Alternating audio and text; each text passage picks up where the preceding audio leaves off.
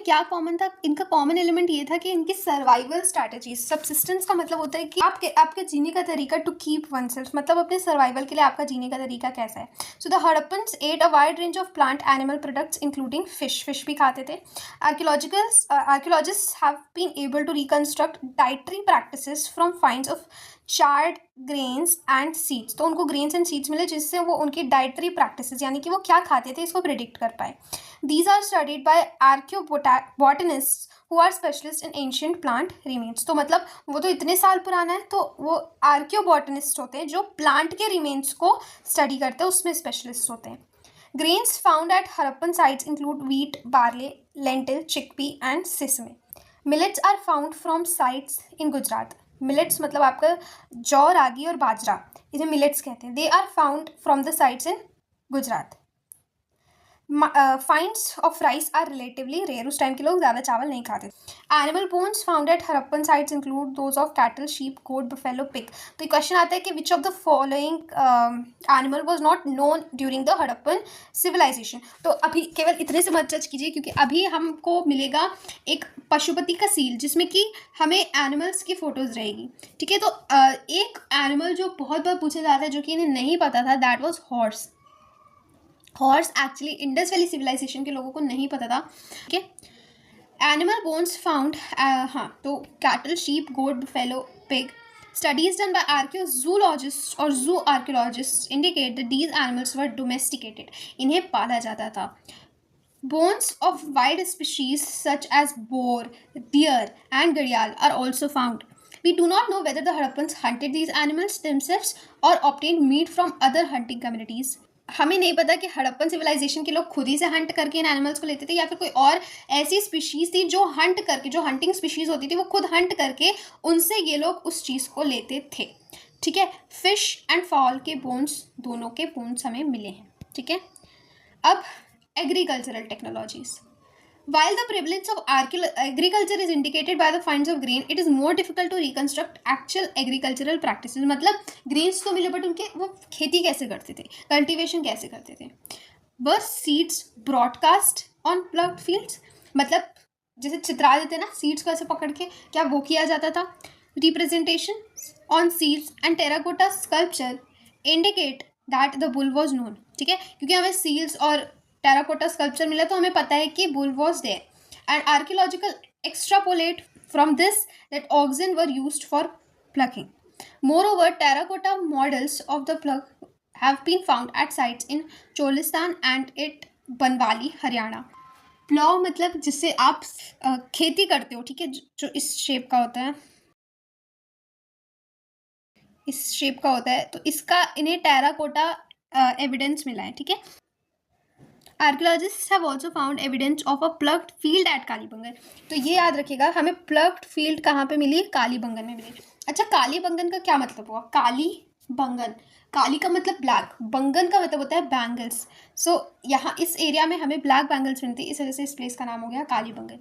ठीक है, the field had 2 sets of furrows at right angles to each other, suggesting that 2 different crops were grown together. अब furrow का क्या मतलब होता है? फरो का मतलब होता है, आपने देखा होगा कि जब भी खेती होती है तो इस तरीके से ऐसे लाइंस बना दी जाती हैं और फिर यहाँ पे इस तरीके से खेती होती है, ऐसे यहाँ पे प्लांटेशन होता है, क्रॉप्स लगाई जाती है ऐसे.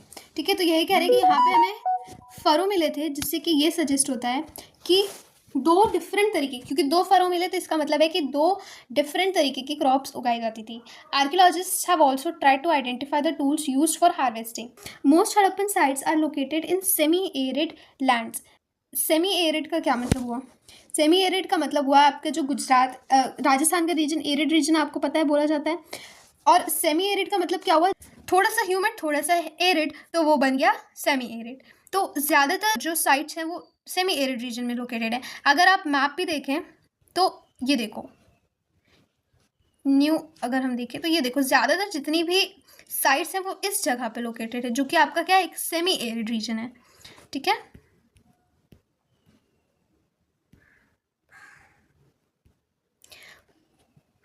traces of canals have been found at Harappan site of Shortughai in Afghanistan, but not in Punjab or Sindh. It is possible that ancient canals silted up long ago.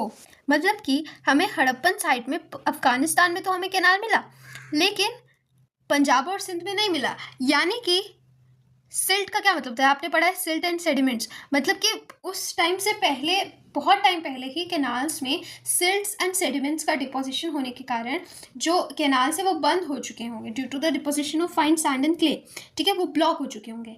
So it is also likely that water drawn from wells was use for irrigation, मतलब canals तो silt up हो चुके होंगे, लेकिन Wales का use किया जा रहा होगा इरीगेशन के लिए। Besides, water reservoirs found in Dholavira may have been used to store water for agriculture. इसके अलावा धोलावीरा जो कि गुजरात में है, वहाँ पर हमें वाटर रिजर्वायर्स, यानी कि जो आपका डैम बनता है तो डैम के पीछे एक रिजर्वायर बन जाता है। रिजर्वायर मतलब ऐसी जगह जहाँ पे पानी को सिंपली रिजर्व करके रखते हैं। So water reservoirs were also found at Dholavira.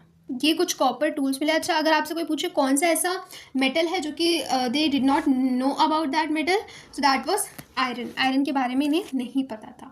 Do you think these tools could have been used for harvesting? ये टूल्स हैं, आप बताइए कि क्या इन टूल्स को उस टाइम पे हार्वेस्टिंग के लिए यूज़ किया जा सकता होगा? Processing of food required grinding equipment as well as vessels for mixing, blending, and cooking. These were made up of stone, metal, and terracotta. This is an excerpt from one of the earliest reports on excavations at Mohenjo-daro, the best known Harappan site. अब मोहनजोदाड़ो की बात करें, this is also in Pakistan and it is near the river Indus. अब मोहनजोदाड़ो का मतलब क्या होता है, बहुत बार पूछा जाता है। मोहनजोदाड़ो का मतलब होता है द माउंट ऑफ डेड, ठीक है। Saddle cones are found in considerable numbers and they seem to have been the only means in use for grinding cereals. मतलब इनके पास एक सैडल था। सैडल कॉर्न जानते हैं आप लोग? इस तरीके से एक ये होता है और उसके ऊपर एक ये होता है, तो इससे इसमें कुछ रख करके गेहूँ वगैरह इससे इस पर घिसते हैं। तो जो सिलबट्टा होता है ना, सिलबट्टा टाइप का समझ लीजिए, वैसे ही सैडल कॉर्न्स बोलते हैं उसको। दे वर फाउंड इन कंसिडरेबल, मतलब सिलबट्टा इनको बहुत ज़्यादा मिला। तो saddle corns they are found in considerable numbers and they seem to have been the only means in use for grinding cereals. तो मतलब इनके कहने का मतलब है कि यही एक मिला और ऐसा माना जाता है कि यही यूज़ किया जाता होगा सीरियल्स को ग्राइंड करने के लिए। As a rule they were रफली made of hard gritty and igneous rocks और sandstone and mostly show signs of hard usage. तो ऑब्वियसली इनको बहुत बार यूज़ किया जा चुका होगा और ये they were made up of hard gritty igneous rocks, यानी कि थोड़ा उसमें रफ होना चाहिए, ऊपर रफ होना चाहिए, तभी तो ग्राइंडिंग में ईजीनेस होगी। तो that's obvious. As their basis are usually convex they must have been set in the earth और इन मर्ज to prevent their rocking. Okay, तो अगर आप सर्च करें कि कोलस्टोन या फिर saddle querns during Harappan civilisation, तो आपको मिलेगा कि इस शेप के होते थे। एक्चुअली आज के टाइम पे सिलबट्टा का शेप क्या होता है, ऐसा होता है, बट उस टाइम पे वो थोड़ा सा इस तरीके से टिल्टेड होता था, ऐसे, ठीक है। तो ये बताया जा रहा है कि their basis are usually convex, तो हो सकता है कि उन्हें अर्थ पे सेट किया जाता हो या फिर मड में सेट किया जाता हो टू प्रिवेंट देयर रॉकिंग। मतलब ये नॉर्मल सी चीज़ है कि अगर आपने इसको, अगर आपको कुछ पीसना है तो ऑब्वियसली अगर वो चीज़ सीधी रहेगी तो इधर उधर मूव करेगी, तो उसको क्या करते थे, अगर कुछ पीसना होता था तो ऐसे ज़मीन में उसको इस तरीके से सेट कर देते थे, इस तरीके से वो फिट हो जाता था, तो जब पीसते थे तो इधर उधर मूव नहीं करता था, ठीक है। Two main types have been found, those on which another smaller stone was pushed or rolled to and fro, मतलब वही मैंने आपको बताया, सिल और बट्टा, ठीक है, and others with which a second stone was used as a pounder, eventually making a large cavity in the nether stone. अब दूसरा होता है, दूसरी ये वेराइटी होती है कि जिसमें नीचे वाले में कैविटी कुछ ज़्यादा हो और दूसरे से ऐसे अप एंड डाउन ऐसे कुटाई हो ताकि आप स्पाइसेस को ग्राइंड कर सको। तो आपको समझ आ रहा है, जैसे ग्रेन्स कैसे आप टू एंड फ्रो ग्राइंड करते हो, लेकिन स्पाइसेस को आप कैसे ग्राउंड करते हो, अप एंड डाउन। ग्रेन्स को ग्राइंड करने के लिए टू एंड फ्रो और स्पाइसेस को ग्राइंड करने के लिए जिसमें कि नीचे वाले स्टोन की कैविटी ज़्यादा होती थी, तो उसमें ऊपर बस एक पाउंडर होता था जिससे कि कूटा जाता था मसालों को, ठीक है। अब बात करते हैं मोहनजोदाड़ो की। Mohenjodaro is the planned urban centre. Perhaps the most unique feature of Harappan civilization was the development of urban centres. तो ये देखिए, एक प्रॉपर प्लानिंग है, एक प्रॉपर मैप है हड़प्पा का, ठीक है। Look at one such centre, Mohenjodaro, more closely. Although Mohenjo-daro is the most well-known site, the first site to be discovered was Harappa, ठीक है। इसकी खोज कब हुई थी? 1922 में हुई थी। इसकी खोज करी किसने थी? इसकी खोज की थी राखलदास बनर्जी जी ने, ठीक है, इन 1922.